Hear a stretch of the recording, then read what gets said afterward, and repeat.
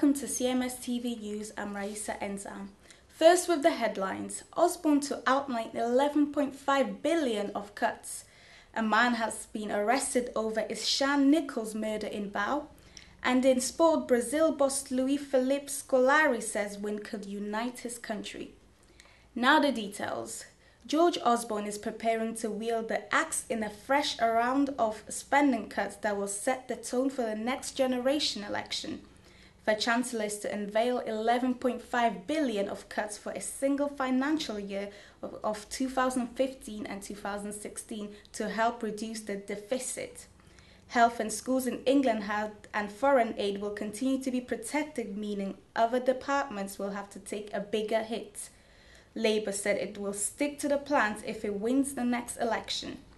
Mr. Osborn will outline the spending review in the House of Commons from 12:30.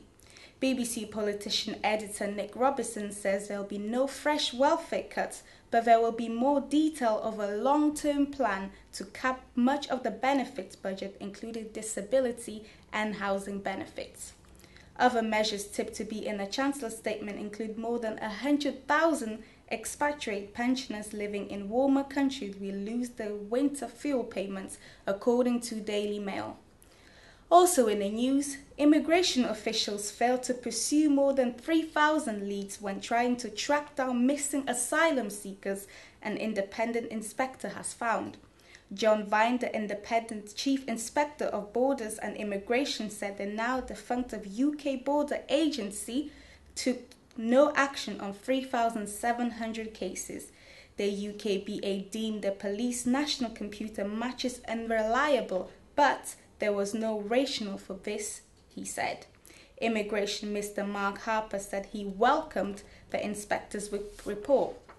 Home Secretary Theresa May asked Mr. Vine to conduct a follow-up investigation after a report published in November found seriously failing at the UKBA, particularly in relation to a backlog of long-standing asylum cases.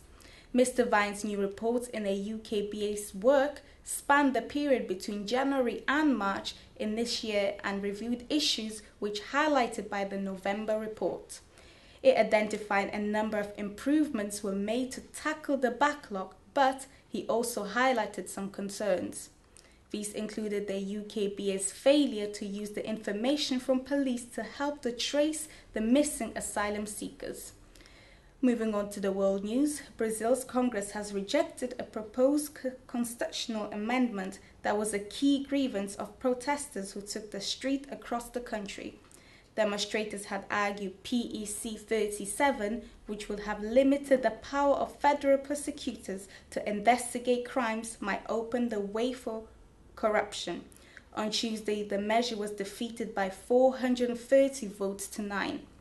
Congress also voted to use all the royalties from the newly discovered oil fields for education and health.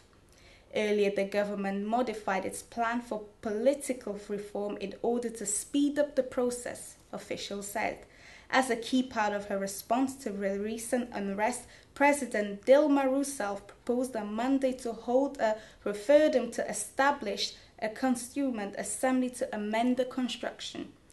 Ministers are now suggesting they will focus on a more straightforward referendum proposing political reform, report BBC Brazil Gary Duff in Sao Paulo.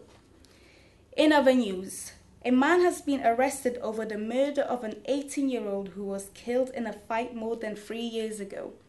Ishan Nichols was killed in a brawl involving up to 15 people in Bao, East London in January 2010.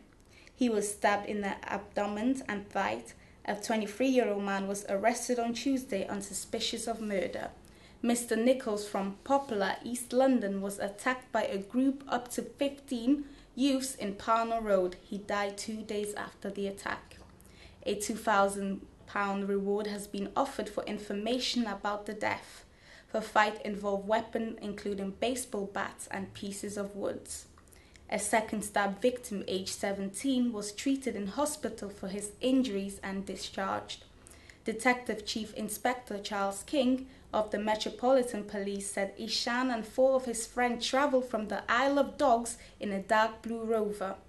The vehicle was attacked by a large group of people who I firmly believed they lived into the local area, he said.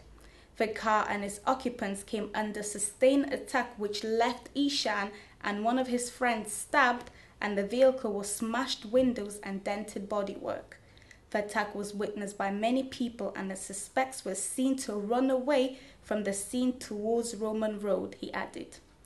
Coming up in the business news, Direct Lines to cut 2,000 UK jobs, and in sport, Brazil boss Luis Felipe Scolari says win can unite his country.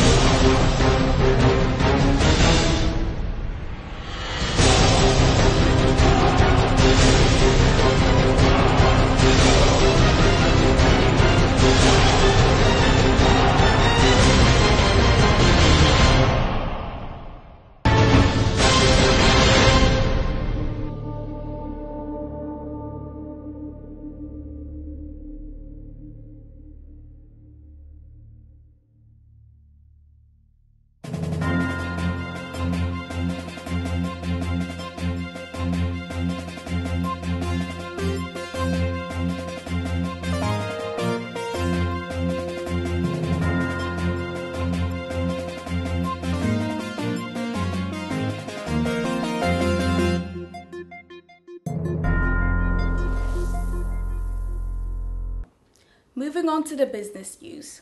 Direct Line Insurance has said that it is planning to cut 2,000 UK jobs as it sets up a plan to reduce costs.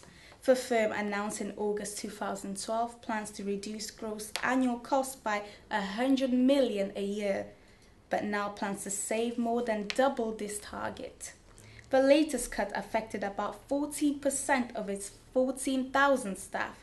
Direct Line has already cut 1,200 jobs since August. Direct Line said that it had begun consultation with staff and employee representatives over the job losses. It said the cut would affect staff across head office and support function, but it will try to redeploy those affected where possible.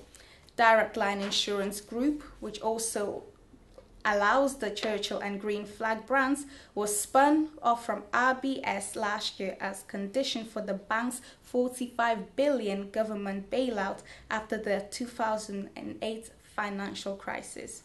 RBS still holds a 48.5% share in Direct Line, but has to sell its entire stake in the firm by the end of 2014.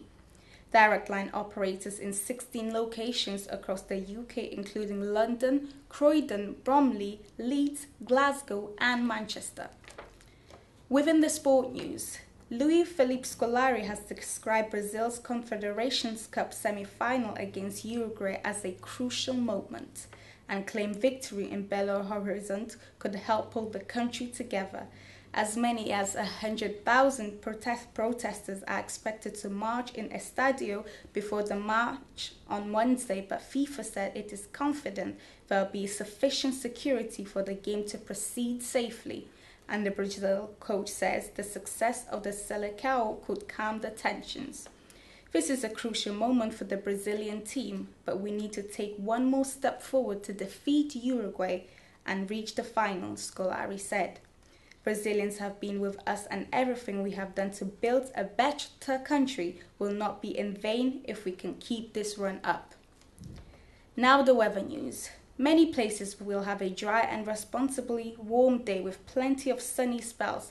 There are likely to be few showers around the east and later the southeast, which could be which could become sharp at times. Now, don't forget you can always watch us online and on all Android devices.